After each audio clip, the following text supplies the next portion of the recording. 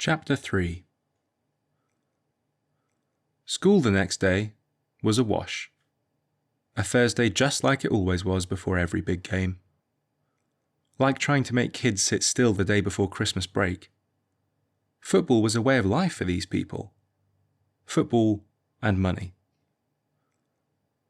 I got through my classes quickly and without incident. Without incident meaning nothing spontaneously turned to ash or caught on fire. Whatever had happened was clearly a figment of my imagination. I must have done something, or someone had done something to my pencil and just hadn't told me yet. It didn't matter, since no one cared anymore anyway. We were all focused on the game. The teachers had no expectations of us and assigned no homework. So it was with a clear schedule that I swept outside 5 minutes ahead of the bell and sped all the way home, looking forward to an empty house and pizza delivery. There was just one thing I had to do first. Well, this should be interesting. At 4:30 on the dot, I stepped onto my front porch, staring with trepidation at the house next door.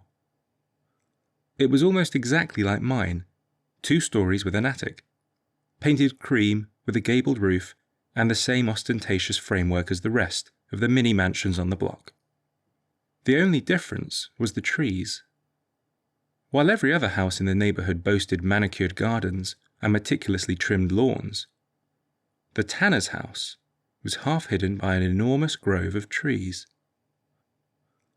I'd heard my dad rant about it once, threatening to lodge a complaint with the homeowners association. But I liked the trees.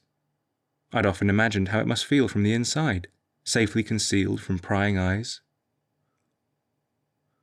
Why I was being so punctual, I didn't know. Gabrielle had said she'd be home all day. It wasn't like we'd scheduled a proper time.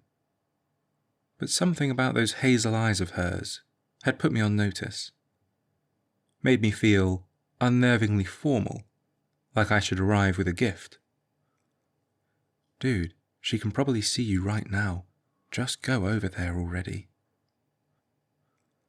In times of crisis, the voice in my head tended to alienate me. Call it self-preservation. He preferred to watch from a distance and judge. Feeling like a bit of an idiot, I pulled in a deep breath and then jogged across my front lawn to the sidewalk. Rather than cut through the small forest her parents call a garden, I slowed my pace and stayed carefully on the walkway, shooting curious glances to the side the whole time. I'd swear the temperature dropped 10 degrees. Must be all that glorious shade. My backpack hung low on a shoulder as I cleared my throat, then rang the bell. Again, I had no idea why I was so nervous. While things might have been awkward at school, Gabrielle and I had lived next door to each other since we were about 2 years old.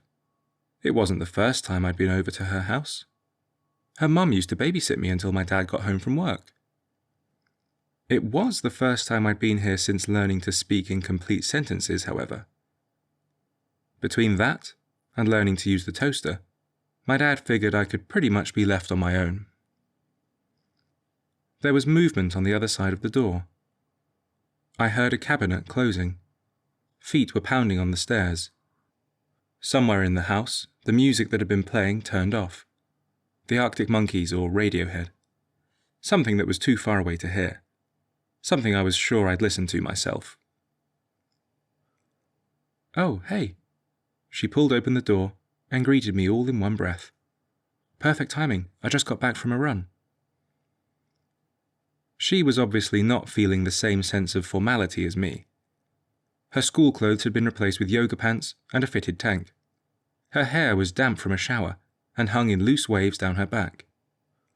Little spirals of coconut-scented steam were still rising from her skin, and her bare feet were tapping impatiently on the carpet.